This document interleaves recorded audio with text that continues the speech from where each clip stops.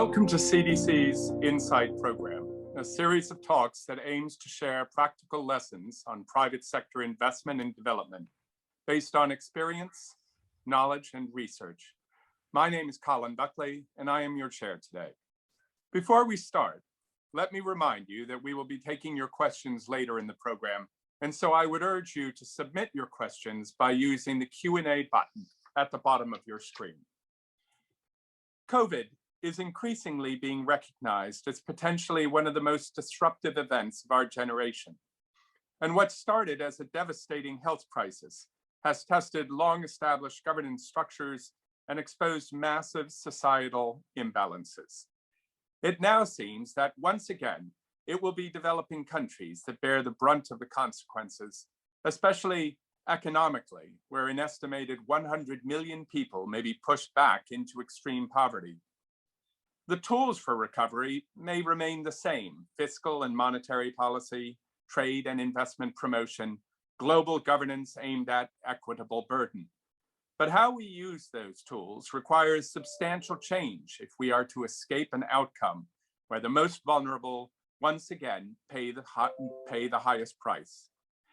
Joining us today is Oxford University's governance and international development expert, Professor Ngaire Woods. Professor Woods is Dean of the Bilateral School of Government and Professor of Global Economic Governance at Oxford University. Professor Woods has published extensively, and her research focuses on global development, the challenges of globalization, and especially how to enhance the governance of international organizations. So, Ngaire, welcome, and thank you for joining us today. Good morning, Colin, and good morning, everyone. So let's jump in on the COVID crisis, which is certainly the issue of the moment. I mean, you've spent a lot of time looking at existing governance structures, and clearly COVID has challenged the resilience of those structures. I mean, what are your reflections on this extraordinary year? So Colin, well, a first thing to say is that before this pandemic, the world had engaged in a series of exercises to test pandemic preparedness. The joint external evaluations of the World Bank, the Epidemic Preparedness Index prepared by scholars, the Global Health Security Index created by the Gates Foundation and others. And the first thing we learned is that there was something missing from those indices, the Global Health Security Index, in the lead put Britain and the United States as the most pandemic prepared countries in the world. And yet their performance in managing the pandemic has not been top of class. So I think the first thing is that means we've really got to think about what was missing. And part of what was missing was some lessons about governance. And I think what I would highlight is that this health crisis is not like the financial crisis. That in a financial crisis, the central government can sit and orchestrate a solution.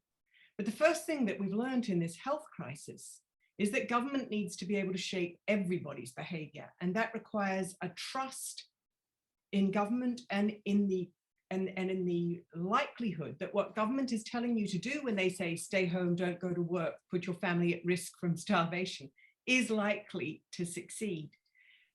For me, the governance lesson that we never addressed in all the pandemic preparedness stuff was about the connectivity between central government and local communities.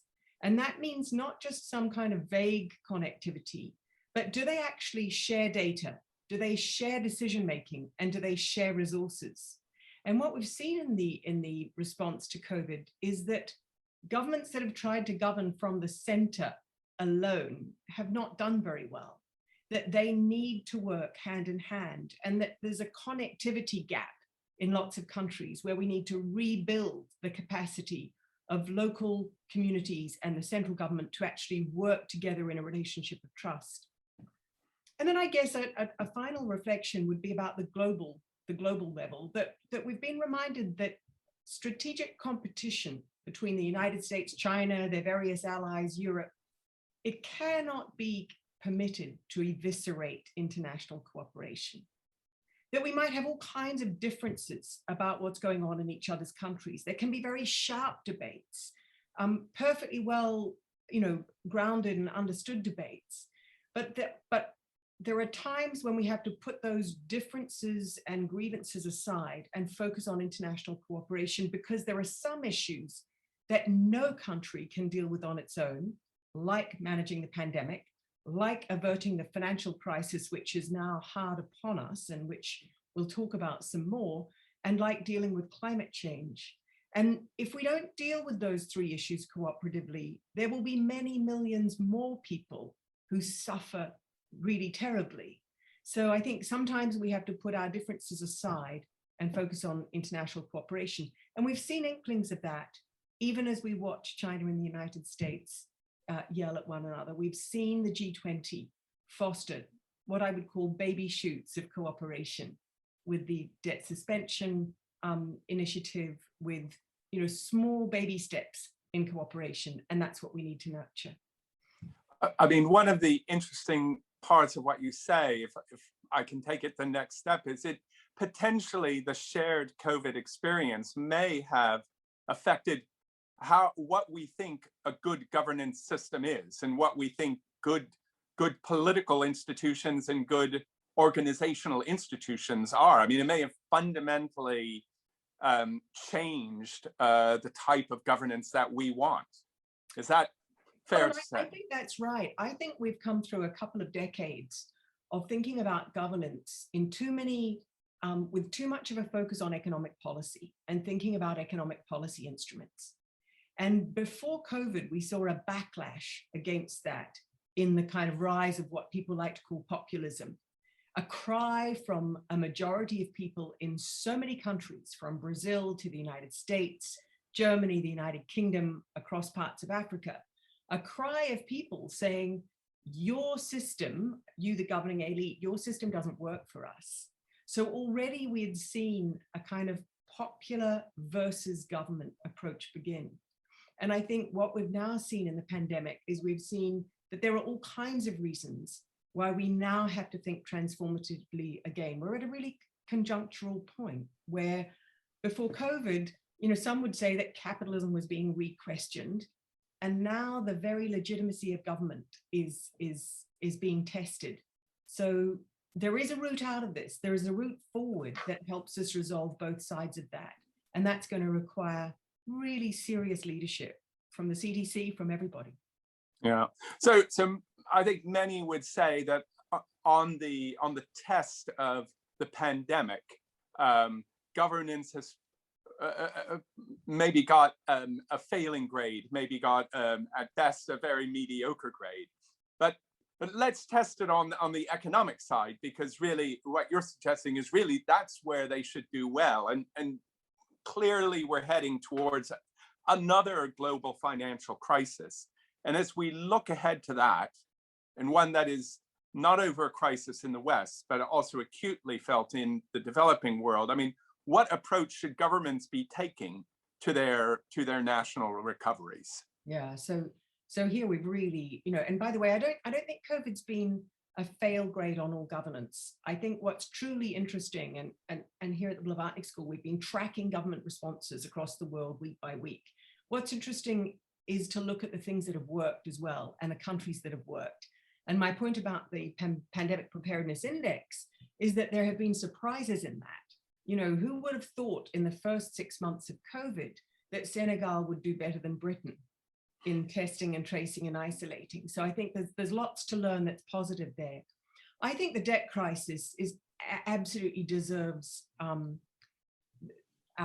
kind of fullmost attention.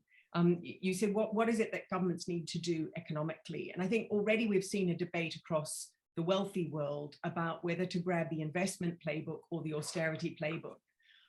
With the IMF, the OECD, and others saying, look, please grab the investment playbook. Don't do this like you've done financial crises.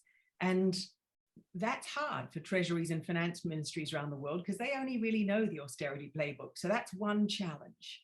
And some of the expertise that CDC and others have needs now to be brought back to the wealthy countries. If you want to invest, here's how you can do it. But I think for developing and emerging economies that don't really have that luxury to say, will we choose in this low interest rate environment to invest? Because they will not be able to invest unless there's the right international cooperation. And I think that's absolutely critical.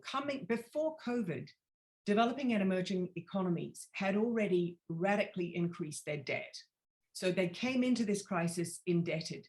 Now we've seen them become much more indebted. And there's only, if you can't grow out of a debt crisis, and all the projections look to tell us that there is not going to be an immediate growth path out of this crisis, there's only 3 ways to solve this problem. There's only 3 instruments we can use to solve the debt crisis. We can require countries to adjust. We can't do that at the moment because they can't grow out of it, and they've got to contain the pandemic, not just for their own populations, but for our own populations. So adjustment's very difficult. And that only leaves us with 2 tools. And one is new finance, and the other is restructuring the debt. Now, those 2 become really interesting. New financing is crucial, but what we're seeing in the international realm at the moment is a real reluctance to sweat the international institutions that we've got. In other words, to say, look, we pulled our credit in the IMF and World Bank. We have the capacity globally to deal with this crisis. Instead, we're seeing still a lot of risk aversion on the part of the major creditor shareholders in those institutions to say, well, hold on, let's use our business as usual instruments, which tend to be slow and tend to be pro-cyclical and tend to channel financing only to donor darlings and leave out a whole lot of countries. So we've got to now address those problems. We've got to get finance to countries that don't already have IMF and World Bank programs. And that means sweating the way we do these loans. We've got to work counter-cyclically. We've got to say, in this downturn, rather than trying to be risk averse with the World Bank and IMF balance sheets, we need to sweat those balance sheets. And don't forget that if we oversweat those balance sheets, and really test them, the risk falls onto the wealthy countries who are the major guarantors of those institutions. And that's a risk they should be prepared to shoulder at the moment. The International Business Chamber have come up with some, really extraordinary predictions of just how much cheaper it is for us to act now rather than to wait and act later. For business and for the governments of the wealthy countries, it's 10, 20, 50, and even on one calculation, 100-fold more expensive to keep waiting, to keep our risk aversion until crisis pushes us into a crisis measure. And then on restructuring, we can pick it up if you'd like. I think it's absolutely vital. Restructuring is really difficult. We've gone through so many debates at the international level about how do we restructure debt when we just know it's not sustainable, when we know a country's never really going to be able to repay its debt. What do we actually do? We've seen collective action clauses. We've seen attempts to set up a bankruptcy mechanism at the international, which failed. But now, having not found those solutions, we've got a real problem because we've got a very diversified set of debt holders. It's not just bonds anymore. It's all kinds of new instruments, which we can't corral into one place. We've got official donors like China and Saudi Arabia, who are not part of the Paris Club, who we have to include in debt restructuring conversations. So in sum, the new financing and the debt restructuring are unavoidable. That is where the world is going to be. Now we can try and get ahead of the curve and do the new financing and the debt restructuring in a cooperative way, which will make it massively cheaper for every country and every company involved. Or we can wait until countries fall off the cliff, and then we can try to build hospitals at the bottom of the cliff. So just as in COVID, some countries chose not to build fences at the top of the cliff, but to wait till everybody had fallen over it and then try to build very expensive intensive care units to deal with the distress. on debt, we've got to do the same. We've got to start building fences at the top of the cliff now, because otherwise we're going to be dealing with extraordinarily expensive failures at the bottom of the cliff. And I'm just curious how, just trying to connect this to private sector development, as you identified, the debt challenge this time around is fundamentally different in that it is not only government to government, and not only sort of established multilateral institutions and governments.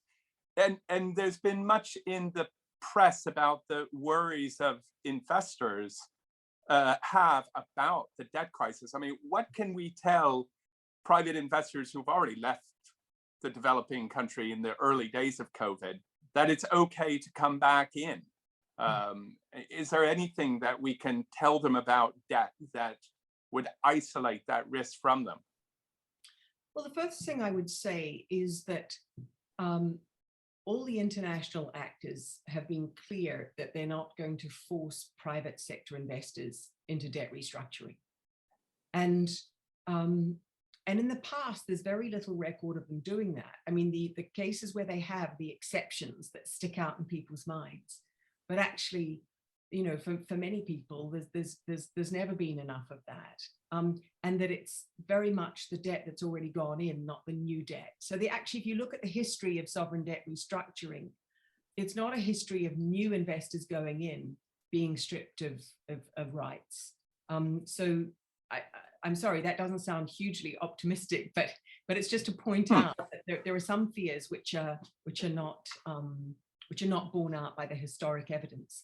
So it's to say, you know, we really need to build a trusted framework so that new money can go in. And I think that there is, even at the height of US and China shouting at one another, we saw them come together in the G20 and cooperate on debt restructuring, on debt suspension from the official sector to the poorest countries of the world. If they can cooperate even at that moment, that cooperation can be nurtured and can continue. And with a cooperative framework in place, I think new investment can be relatively secure in going in. Problem is, you know, do they have the projects ready to invest in, I guess, Colin, would be my question to you. That's another question we've spoken about at some of these events. But I wonder if could you share a few more thoughts about China and the role of China in this debt crisis? Because the role of China has been much played up in the press as being both a fundamental feature and often as a intractable stumbling block to any resolution of the debt issue this time around. So your thoughts on that? Look, I think the secret to great negotiation is to really know the person opposite you. It's to try to walk in their shoes to understand where they are. And people find that very difficult in respect of China. They just resist it.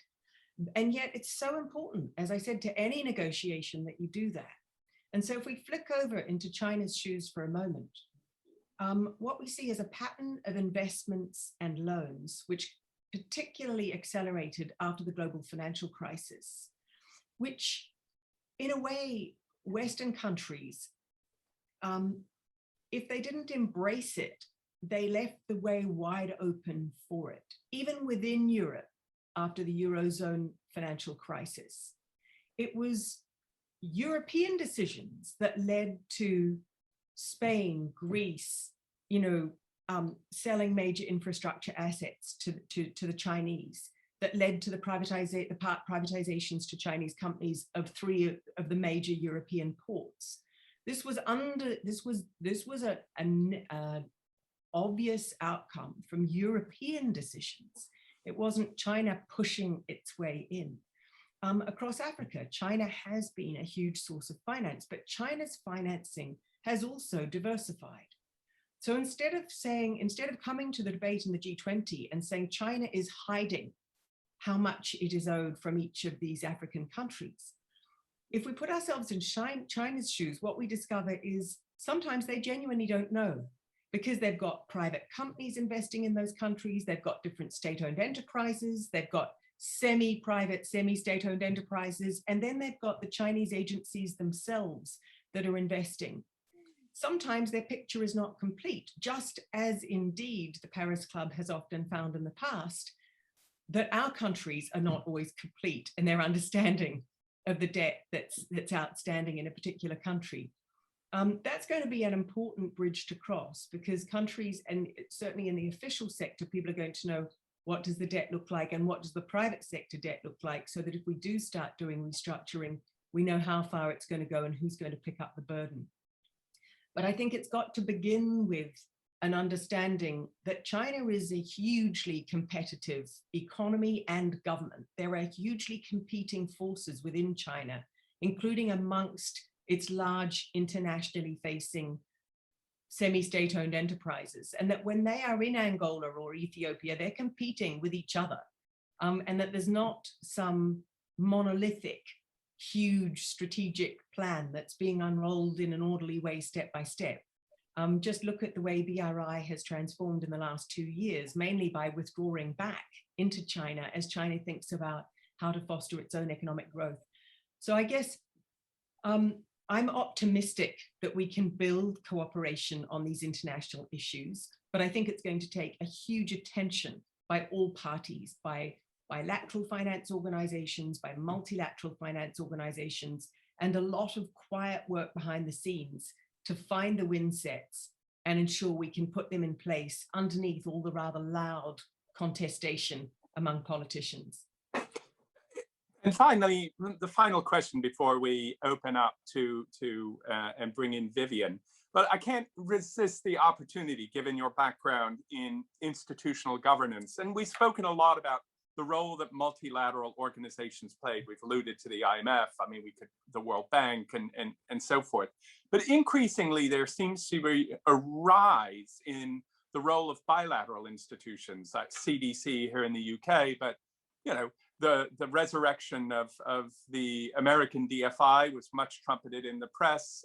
Chinese now have sort of DFI equivalents. What do you make of this kind of rise of the bilateral institution? Look, there are some real advantages to bilateral institutions.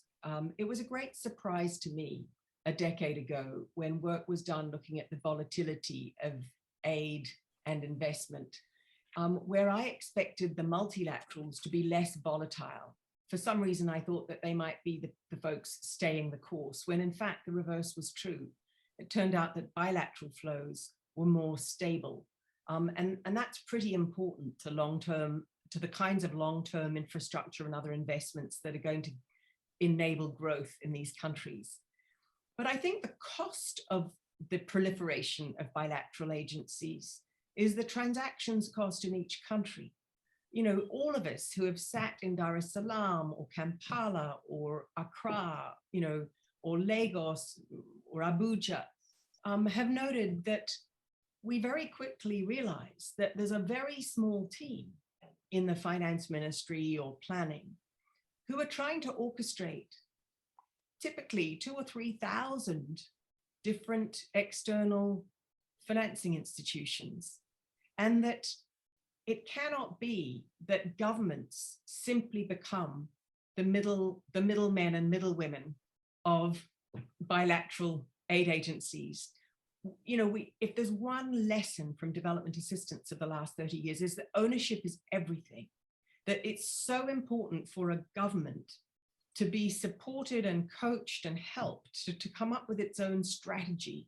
And it's into that strategy that bilaterals need to play. Everybody in the abstract agrees with that. We saw the whole process, the OECD DAC process of donor harmonization and alignment. Everybody agrees in that. It's just that they agree for all other agencies except themselves. They would like everybody else to play that game, but they would like to play their own game. So they think it's, you know, they would personally like, when they go to the capital, to have a personal meeting with the finance minister. That's important to them, without recognizing that when 3,000 different donor organizations do that, the finance minister has no time either to forge a strategy, to report to his or her own parliament, or to actually implement it. So the transaction costs are really, really important. And that's where coordinating, really being thoughtful about that, being thoughtful about who your partners are. Let me finish with just the thought that one of the reasons why China from 2005 struck me as being so successful in that first decade of partnerships with different countries across Africa was because it was providing a one-stop shop. It was going to governments and saying, here you have it. We'll build the roads, we'll build the hospital, you don't have to think about this. You can get on and do whatever else you want to do. And Western donors were going and saying, well, here's the package. You have to do procurement on this, procurement on that. You can use the World Bank for this, the IMF for that, the African Development Bank for that. You can use DFID for this, the CDC for that. And that becomes extraordinarily transactionally expensive for the government. How many people does that require to orchestrate? That's hard. So we should try to learn from these lessons and think about how we can partner in a way which is less transactionally costly. Thank you very much for that. So now, before we move to the next part of our program, I just want to remind our viewers again to submit any questions they may want using that Q&A button. Now I'd like to introduce Vivian Infante, who is CDC's country director for Ethiopia. And in addition to Ethiopia, Vivian has worked for CDC in DRC, and before joining us, she worked in Nigeria. So welcome, Vivian. Thank you. So I know that you've been listening to Ngaire's comments with interest. I mean, from sitting in Addis, this ongoing uncertainty around COVID and governance and debt and heightened investor anxiety. I mean, how does this feel from the vantage point of Addis in Ethiopia? Yes, I think it's key to recognize that this pandemic has not manifested equally for all countries, both in terms of infections as well as the way we can afford to have or not have a lockdown. So here in Ethiopia, the government said from the beginning, listen, we cannot afford a lockdown. We work for our daily wages. And so we will have to learn to maneuver the health risks in a way that allows us to earn a living. And this applies to a multitude of African nations. Right now out there, it's a normal day of operations in Ethiopia. There's a lot of traffic in a way that many European nations have not seen in probably a year or so. So I'm not saying necessarily this is a good thing, but the country has had to learn to live with the risk in a more active way. So then Professor Woods has talked about the outstanding performance of countries that were not necessarily in our radars as potential star performers in the pandemic. And we sometimes forget that many African nations like Ethiopia or Nigeria are very used to cycles and crises more than developed economies. So crisis is unfortunately almost ingrained in people's ways of lives, and there's an inherent resilience in developing countries as a result. And it just reminds me of the example of Ethiopian Airlines. I think by May or June last year, there was a lot of panic about Ethiopian Airlines, which is a fantastic airline, the best in the continent. And the rumors were that it was losing just in the first quarter last year about $1 billion. But the incredible business resilience that this airline has demonstrated, they basically turned passenger airplanes into cargo very quickly, or they were flying to London half cargo, half with people, and they were reinventing their business to do charter flights for governments to transport their citizens. So I guess shutting down was a luxury that Ethiopian Airlines cannot afford. And equally, my counterpart, Benson Adenuga in Nigeria, was talking about how people are so surprised that Nigerian banks are doing very well, and he's just basically telling some of those comments. Well, this is the way we have learned to operate, and Nigerian banks have got very good balance sheets that have been built crisis after crisis. So this is this kind of modus operandi for us. So I guess Professor Woods is right in triggering an introspective about what lessons actually can we learn from those nations which have been in some respect able to withstand a wild ride that this pandemic has brought for us all. And just one last word about debt, since Professor Woods also mentioned it. It has been actually a sobering lesson to learn about the way Ethiopia just recently called for a restructuring of its debt, and many investors panicked. But in the end, the IMF raised its hand and said, actually, it is very good that Ethiopia has done this. It is well within the current IMF program in which Ethiopia is operating, and it puts Ethiopia in a better position to satisfy its obligations and also attract foreign investment. So that initial panic proved to be an exaggeration, and I have to admit a little bit of ignorance from my part. Thank you. Thanks very much, Vivian. I mean, I wonder if Professor Woods, we can pick up on the topic of trade and investment, especially in developing economies. What do you think all of this means for the future of trade? Thank you, Colin. I think, I mean, just starting on trade, I would say that it brings to mind, and I think Professor Wood also talked about this, and on bilateral, here in Ethiopia, there is a bilateral treaty between the US and Ethiopia, and it basically allows for goods to be manufactured in Ethiopia and then exported tax-free to the US. And I'm wondering whether other nations, let's say in Europe or in Asia, should not look at examples like this, because I have seen it in practice here in Ethiopia, where international investors are coming in to try to invest in the country and set up shop, let's say in industrial parks, as a result of this bilateral treaty and agreement between Ethiopia and the US. So that's probably what we need. We need not necessarily just one type of a level of support, but a combination of measures of support, including some that actually attract foreign investment into the country. And in terms of investment, I would say that without a question, this is DFI territory. And when I mean DFI, I mean development finance institutions such as CDC Group, for which I work. I mean, this is where we need to put our money, where our mouth is, in supporting sectors through investment that have been severely affected the economic effects of the pandemic.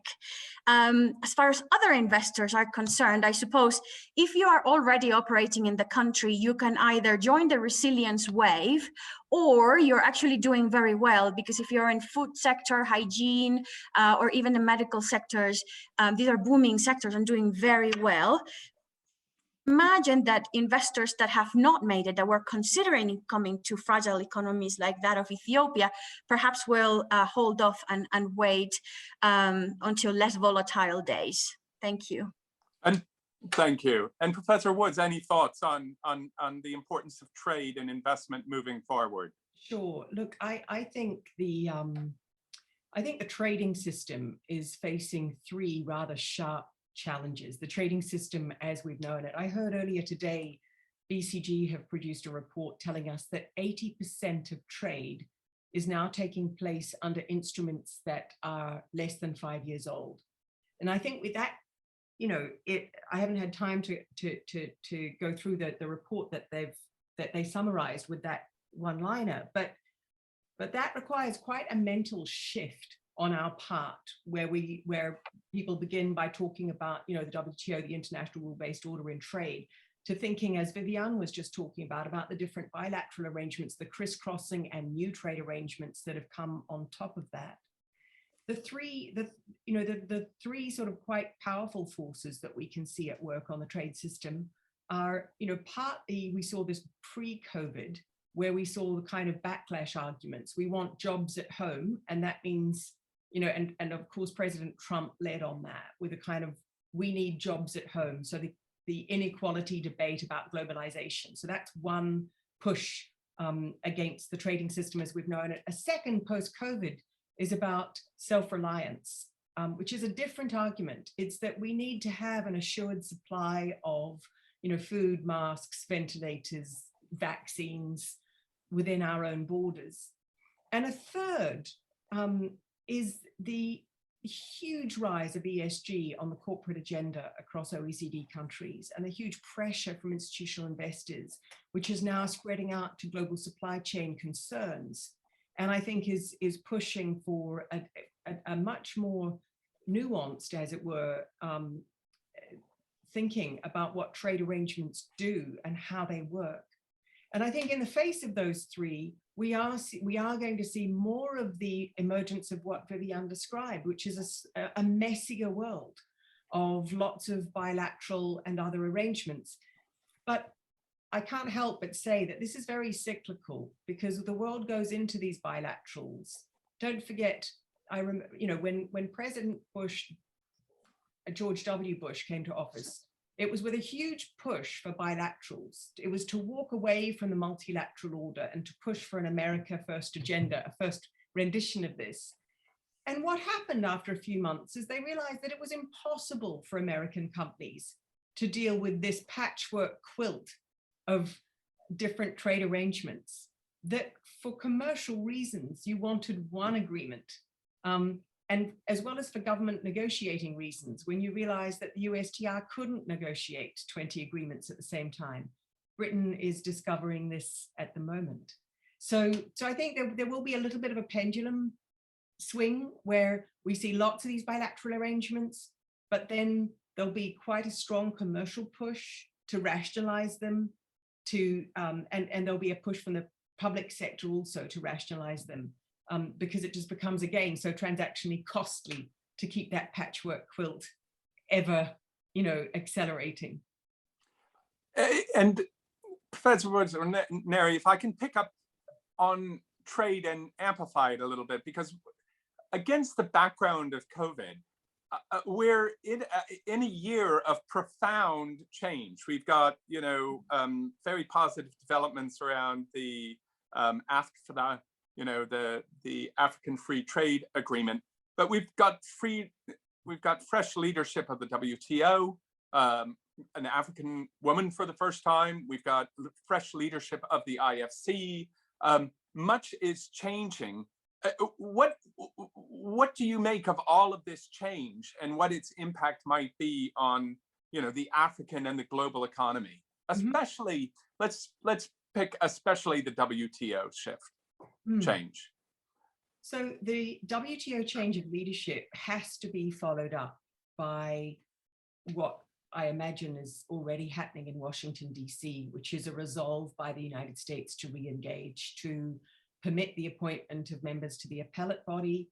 The Trump administration's refusal to do that has paralyzed the adjudication mechanism of the WTO, which means there isn't an adjudication function or an enforcement function of WTO rules. So we're going to have to see more than just the leadership change. Ngozi is going to have the support of major WTO partners to take that forward. But I don't think we can afford, as I said earlier, to rest all our eggs in that basket. I think on the optimism side, my optimism lies particularly across Africa in what the digital revolution can mean. We've concluded this Pathways for Prosperity Commission in the school on this, looking at how government, DFIs, and local businesses can create an ecosystem for digital business to flourish. And that looks really promising. I was in a discussion yesterday with British financial sector folk about financial inclusion in Britain. And what struck me was that we were behind in Britain on some of the lessons that Kenya learned when it introduced M-Pesa and brought some 80% of Kenyan non-banked people into the formal financial system through M-Pesa. And so actually there's some reverse learning on that OECD countries should learn as well. Okay, that's great to finish on a note of optimism. I wonder, maybe I'll pass it over to Viviane. I mean, Viviane, is there a sense of optimism in Ethiopia, that we're going to actually see a resilient and sustainable recovery out of the COVID crisis? Thanks, Colin. I think the first few months of this lockdown were incredibly scary for the Ethiopian people. It's the lack of where is the light at the end of the tunnel? How bad is this disease? Are we all going to die from it? Once there was a little bit of understanding as to how to avoid it, and the government and its people decided to develop a way of life around avoiding COVID and getting on with life otherwise, then I think it's just business as usual. So yes, there is a sense of optimism. There are other issues that are affecting the country. So COVID, sometimes I even forget that it exists, because you have COVID, you have locust invasion in Eastern Africa. You have, unfortunately, a terrible conflict happening in the north of the country. COVID is not just the only headache, right? So at least we know that Ethiopia will be growing at least 2 to 3% in 2020, that it is successfully performing in an IMF program. And so people hold on to that and say, okay, this is what I can build upon and get on with life. Thanks. Great. And last question to Ngaire before we go to questions, which is, we have an audience that has often a lot of private sector investors in it, and CDC, we consider ourselves to be investors as well. So is there any final advice that you'd like to offer to private sector investors in developing countries? General advice? Yes. General, or I'm not asking for, trading advice. No, general advice about how we might invest in lieu of these particular challenges around COVID. I guess I think generalized advice is extraordinarily difficult. So just one random thought, it's not that random, but you must curate your relations with the partners that you have on the ground, whether it's a community or a business or whatever it is. It's the careful diligence ahead of time about how aligned they are with what you're trying to do, whether there's genuine ownership on their side.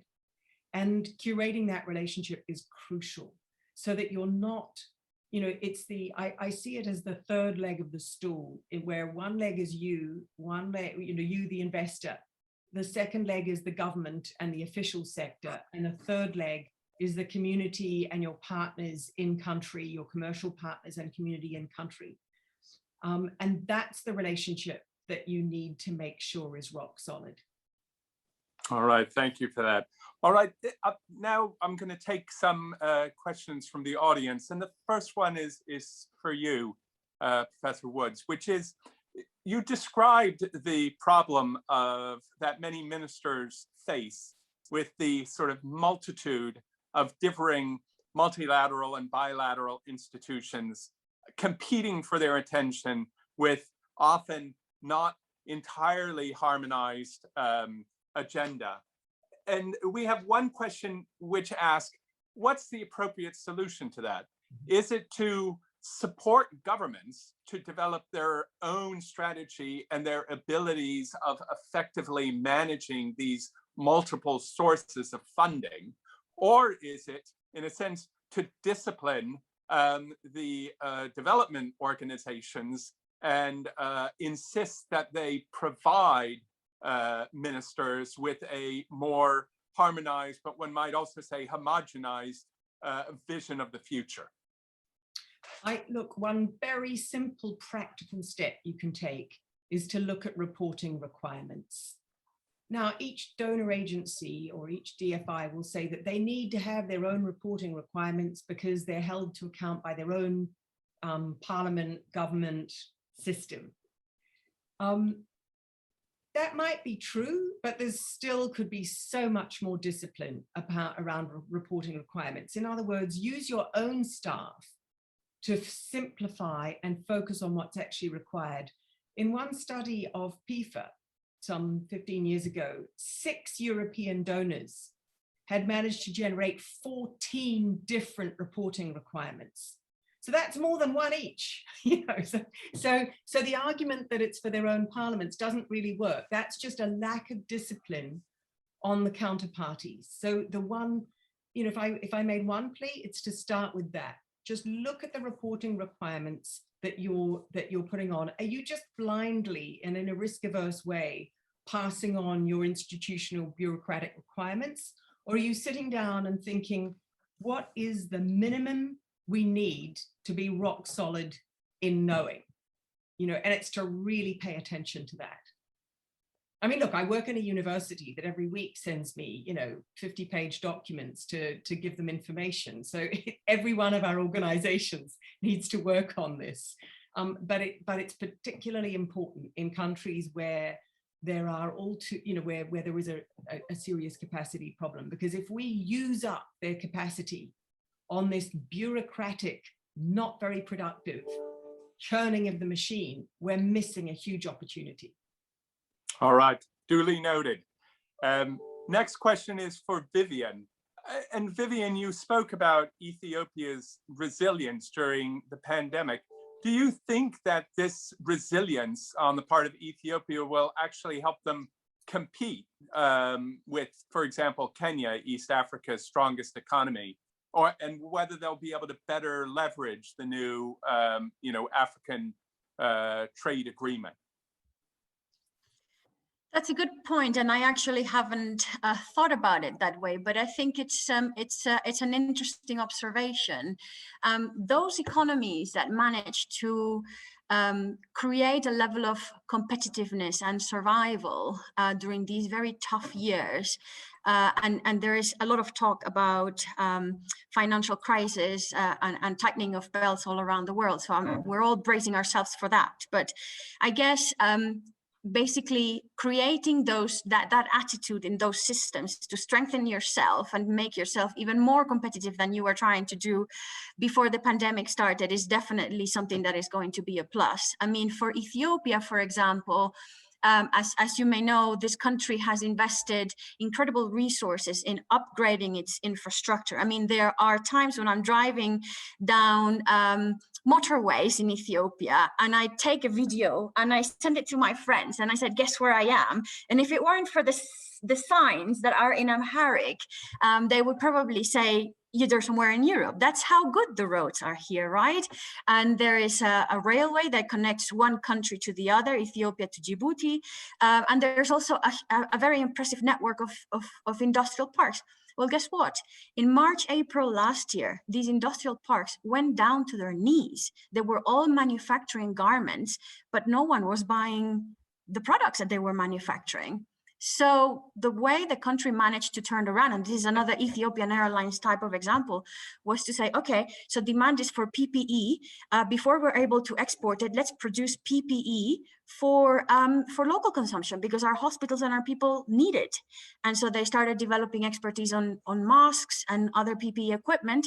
And now they've reached an extent that they've been able actually to recover some of that loss. And they're beginning to export PPE equipment to the region and also to countries in Europe. So that is resilience at its best. And I think it will definitely equip the country for the next level, the nirvana, which is middle income status to which they're targeting. Thanks. All right, thanks, Vivian. Professor Woods, a question on debt, which I'll read the question, but I'll warn you ahead of time, seems to be the moral hazard question. The question is, what are your thoughts that the debt crisis might be a symptom of bad public governance, weak democratic institutions, and flourishing corruption? Yes, I was just answering. I answered a few questions in the chat column. Look, there is not a generalized answer to that, but let's take this seriously. There are exogenous shocks which affect small developing countries in an existential way. A shift in commodity prices, a financial crisis that starts in the United States and the United Kingdom, a shift in interest rates, a shift in access to capital markets. These things can be existential for these pandemic, a seizure in global trade, the drying up of diaspora remittances, for countries around the world, these things can be existential and can push out of government even the best intended governments, who are trying to build better governance, fight corruption, etc. So I think it's a mistake that was learned in the 1990s, is that if you go to poor countries that are already in crisis and you start flogging 100 different good governance conditionalities, you are unlikely to succeed. So first, it should be a 1 or 2 conditionalities at most, so that everybody is focused on them and they're not gamed by both sides. And 2, it's seriously to take account of the exogenous shocks. And that's why we need international cooperation. It's to smooth out the exogenous shocks so that the smaller countries are not left in a kind of tidal wave that no matter how good their government is, they can't steer through. I wonder, you made reference to the World Bank's previous good governance agenda. I wonder maybe whether we pick up this other question that alluded to that. I mean, the question asks whether the model of an interventionist government, which under the World Bank's good governance agenda was perhaps downplayed as inappropriate for developing countries. Does the relative success of a more interventionist approach under COVID mean that that model may be coming back into favor in basically in development? Yeah, I think people have one of 2 models in their head. They either imagine that government intervention means the late 1970s with huge, wasteful, corrupt projects, or they have in mind the kind of rebuilding after the Second World War, where government intervention is what Europe, Korea, Taiwan, China eventually did. And so they see it as a kind of worthy growth producing outcome. And, I think it's dangerous to swing completely from one end to the other. The Washington Consensus of the 80s, with its good governance agenda, which said deregulate, dismantle, privatize, was not actually based on economic evidence. It was based on a global debt crisis and institutions that frankly didn't have enough money to choose a financing route to resolve, and that therefore chose to put the main burden of the debt crisis on adjustment. And adjustment meant a Washington Consensus which conveniently required very little international resources and forced countries themselves to undertake those policies. But by 1990, what we had achieved was stagnation and contraction in all of those economies, and a shifting of the debt burden so that it no longer threatened our financial stability. So it was good for the creditor countries as an outcome, but for the debtor countries, they were left with a huge debt burden and a decade of really, really lost growth and lost generation. So the answer is not that we simply let corrupt dictators, pile up mounds of debt and then we gaily wipe them away. It's that first we take responsibility for profligate lending, not just profligate borrowing. And we think about how nobody in the late 1970s, when international commercial banks were throwing billion-dollar loans at extraordinarily corrupt governments, thought that they were making good lending decisions. Like lemmings, they were seeking yield. And in a high inflation, low yield environment. And I think it's now common wisdom that they did not shoulder enough of the burden of the cost of that profligate lending. There were profligate borrowers and profligate lenders. They needed to share the burden of that. And we still really are stumbling towards an international architecture to ensure that that's the case. And 2008 split open the fact that we still hadn't got there. And I think we're going to be seeing, as we try to resolve the debt crises, which will necessarily come out of the COVID rebuilding, we're going to be thrust yet again on this question of how do we resolve this in a way which has good signaling effects, which says to people, lend, but lend wisely, and says to governments, borrow, but borrow wisely. Well, thank you very much. And I think we'll stop the questions there. There are a few that we didn't get a chance to answer, but they will be passed along to Professor Woods and to Vivian. Let me try the very difficult job of briefly summarizing what we've heard today. It seems that our natural inclination faced with crisis is to respond in the same way that we've responded to crisis in past. And maybe one of the lessons I try and tease out from Professor Woods' comments today is to resist that temptation.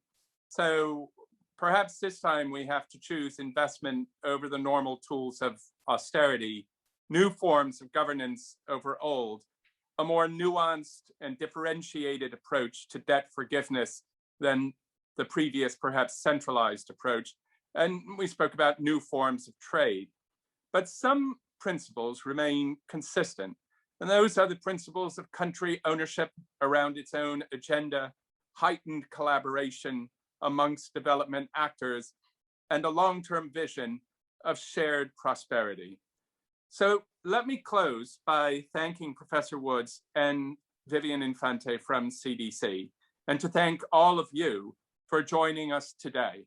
I look forward to hosting you at the next one of our Insight events. And until then, thank you very much and have a good day. Thank you. Thank you.